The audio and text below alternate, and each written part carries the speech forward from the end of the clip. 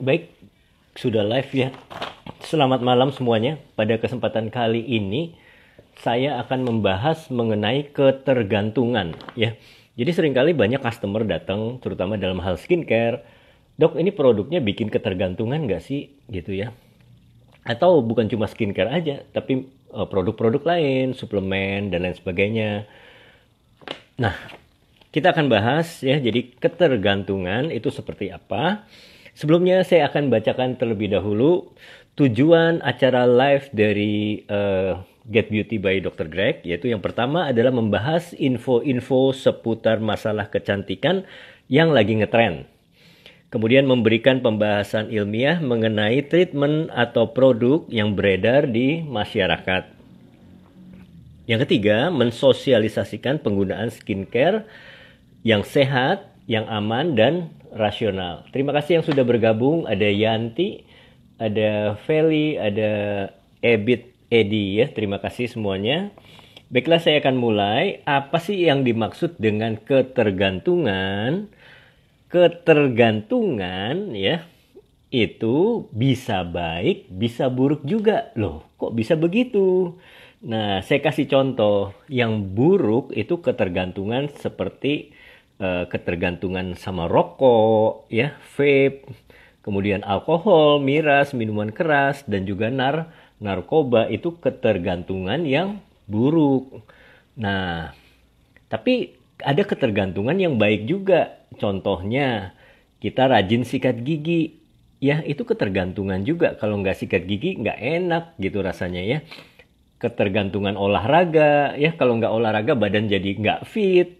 Kemudian mandi juga ya. Itu ketergantungan semua yang disebut dengan kebiasaan. Oke, terima kasih yang sudah bergabung ya. Karyawan Get Beauty wajib hadir. Ini ada Rahma, terima kasih. Vera, ada Gifara Putri, ada Karina Isyana, terima kasih yang sudah bergabung. Ya, kalau mau bertanya bisa silahkan tulis di komen. Ketergantungan itu berkaitan dengan habit atau kebiasaan yang dilakukan terus-menerus dan bila dihentikan maka akan timbul suatu masalah. Nah, masalahnya apa? Itu bisa timbul masalah secara emosional saja, tapi bisa timbul masalah secara fisik atau biologis, begitu. Oke ya, sampai di sini jelas. Jadi ketergantungan itu ada ketergantungan yang baik, ada ketergantungan yang buruk, begitu. Nah, kalau ketergantungan terhadap produk skincare itu bagaimana, Dok? Nah, ketergantungan terhadap produk skincare atau perawatan wajah itu ada dua macam. Yang pertama, ketergantungan emosional atau sugesti. Yang kedua, ketergantungan fisik. Ya, ketergantungan biologis yang disebut dengan addiction. Ketergantungan emosional yang pertama ya kita bahas, itu sebenarnya hanya ikatan emosional terhadap brand tertentu atau terhadap produk tertentu. Contohnya kalau kita pakai misalnya sabun X gitu ya.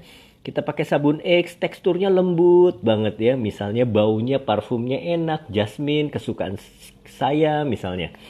Kemudian warnanya ya, warnanya tuh bagaimana gitu ya. Nah, itu adalah ketergantungan emosional. Nah, ketergantungan emosional ini tidak menimbulkan gangguan fisik atau tubuh kita kalau kita berhenti pakai. Begitu ya.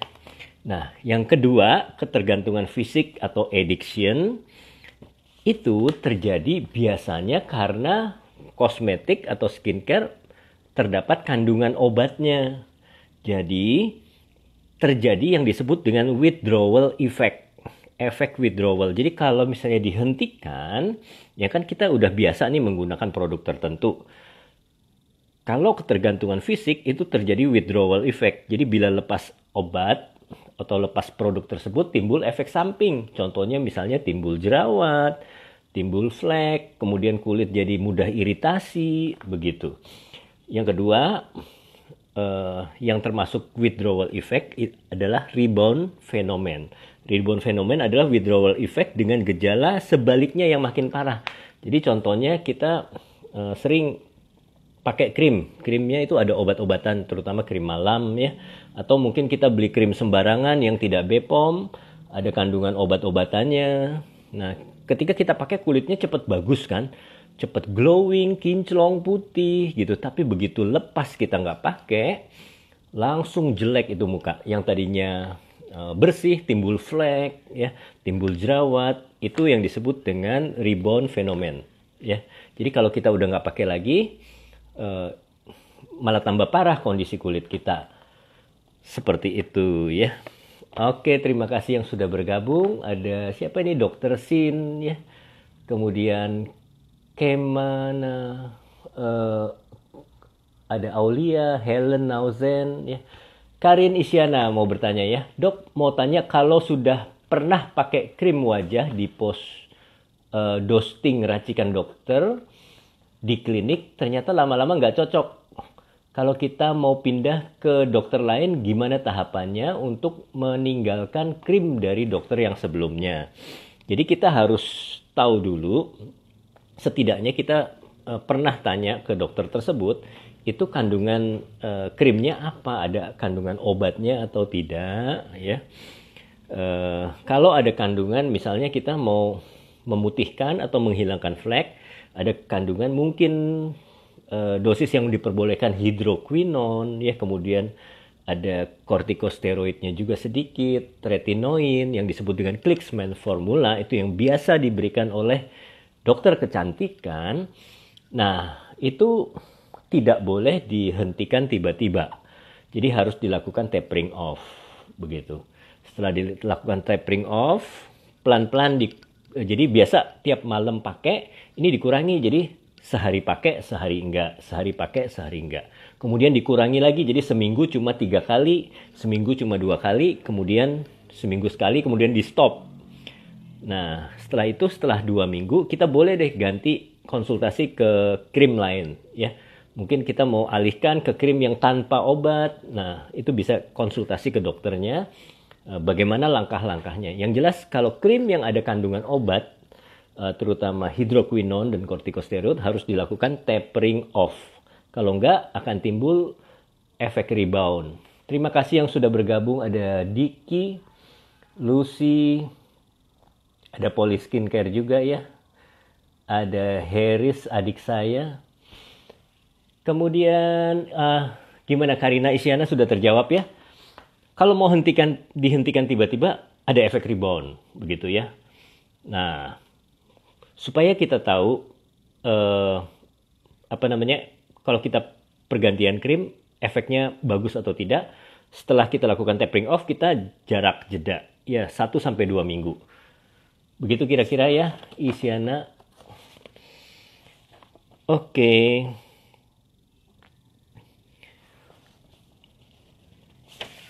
Ada pertanyaan lain mungkin? Kalau tidak, nah kalau produk kategori kosmetik apakah bisa bikin ketergantungan juga? Nah, untuk kategori kosmetik adalah produk yang digunakan untuk perawatan wajah sehari-hari. Jadi seperti sabun mandi, ya, kemudian sabun cuci muka, toner, begitu.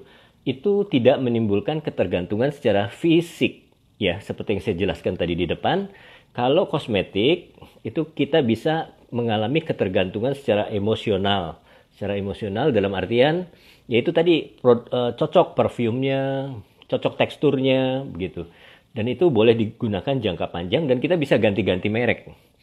Nah, akibatnya apa kalau kita nggak pakai? Sama seperti kalau kita mandi ya, pakai sabun, tiba-tiba berhenti nggak pakai sabun. Nah, akhirnya kan nggak bisa bersih badan kita. Begitu ya. Jadi kalau kosmetik itu ketergantungan emosional. Begitu ya, mau ganti merek apa juga boleh, yang penting cocok. Ada yang lagi yang mau tanya mungkin?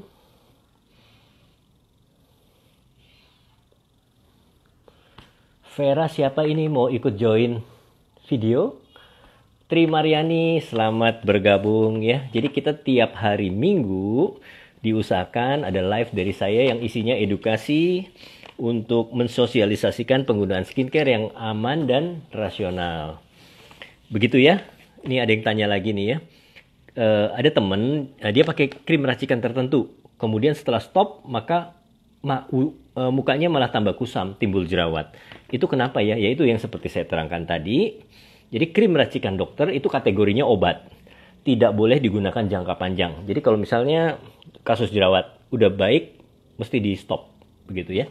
Stopnya juga ada caranya. Makanya harus konsultasi sama dokter. Dilakukan tapering off. Ya, tapering off dihentikan secara bertahap.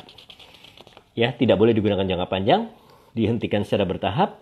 Nah, karena apa? Karena kalau diberhentikan tiba-tiba akan terjadi withdrawal effect, ya, rebound phenomenon. Ya, begitu saja pesan dari saya. Ketergantungan tadi ya. Jadi ketergantungan itu ada yang baik, ada yang buruk, ya.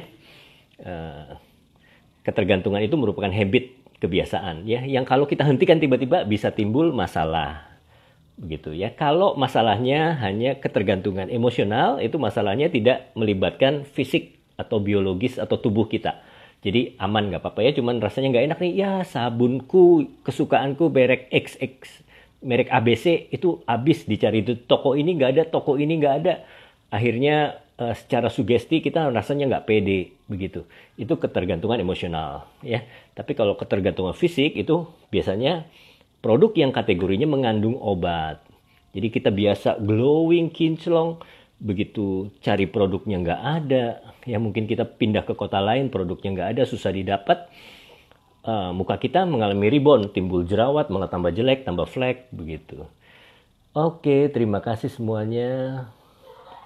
Dari Heris, kalau jerawat yang bersifat hormonal bagaimana? Nah, ini pertanyaan bagus ya. Apa harus ada obat atau gimana? Jadi kita lihat status hormonal. Kalau pada masa-masa tertentu, misalnya masa puber, itu kan terjadi lonjakan hormon. Itu biasanya lonjakan hormon androgen. Nah, itu timbul jerawat, begitu ya. Kemudian siklus mens pada wanita, ya PMS itu biasanya suka timbul jerawat juga 1-2. Itu wajar, nggak apa-apa. Kita lakukan pengobatan ya, misalnya dengan jerawat total yang ada kandungan sulfur, asam salisilat, itu boleh.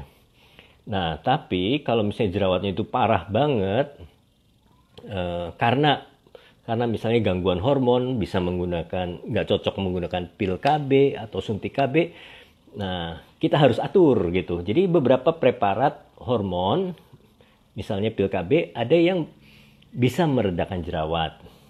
Ada merek tertentu, ya Diana 35, seperti itu. Jadi kalau pakai obat pil KB biasa, itu timbul jerawat banyak.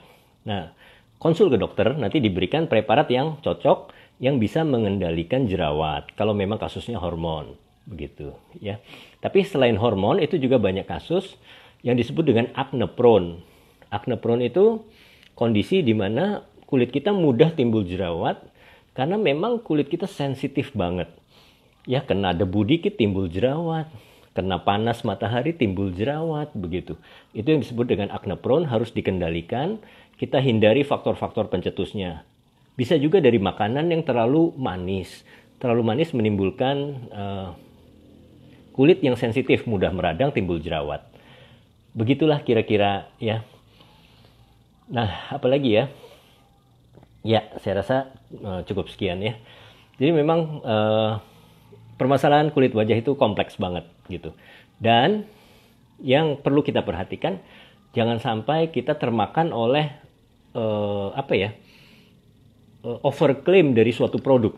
Karena banyak produk nih, karena demi penjualan, demi omset, mereka melakukan overclaim. Oh, ini bisa menyembuhkan tuntas, jerawat bisa hilang habis, begitu. Padahal kulit wajahnya acne prone ya, dan mungkin bisa hormonal juga. Jadi nggak bisa kita terlalu mengharapkan over ekspektasi terhadap suatu produk.